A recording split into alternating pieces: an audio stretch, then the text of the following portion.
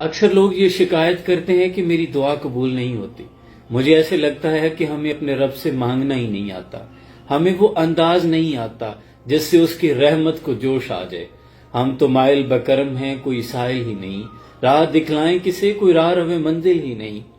دعا مانگنے کے الفاظ کچھ اس طرح کے ہوں کہ اس کی رحمت جوش پہ آ جائے۔ دو انداز ایسے ہیں جن کے الفاظ ایسے ہیں کہ میرے دل میں پیوست ہو گئے ہیں۔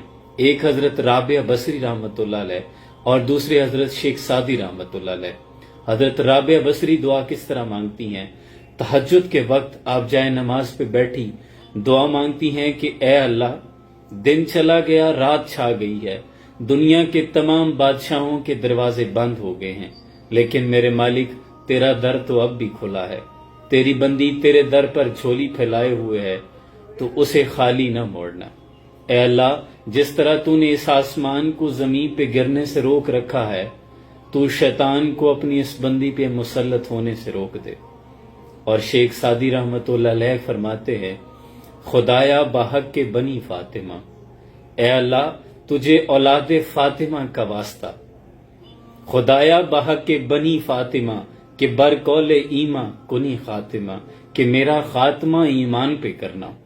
اگر دعویٰ تم رد کنی ور قبول، منو دست دامان آل رسول۔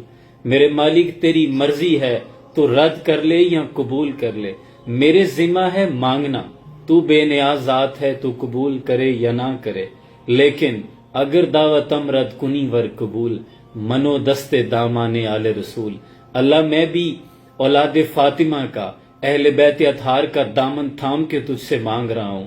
اب میں دیکھتا ہوں کہ تو میری ذات دیکھتا ہے کہ پھر اولاد فاطمہ کا واسطہ دیکھتا ہے۔ تو کچھ الفاظ، کچھ انداز اس طرح کے ہونے چاہیے کہ اللہ کی رحمت کو جوش آ جائے۔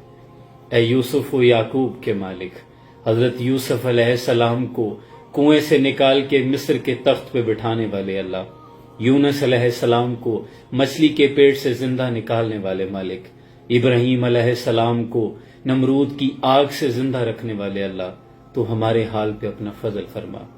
اشفاق احمد لکھتے ہیں کہ جس ماں کا جوان بیٹا گم ہو جائے، اسے دعا مانگنے کے لیے کوئی طریقہ سیکھنا نہیں پڑتا، وہ سر سے پاؤں تک دعا بن جاتی ہے۔ تو جب بھی مانگیں اسی تڑپ کے ساتھ مانگا کرے، وہ بے نیاز ذات ہے، کن کہہ دے کر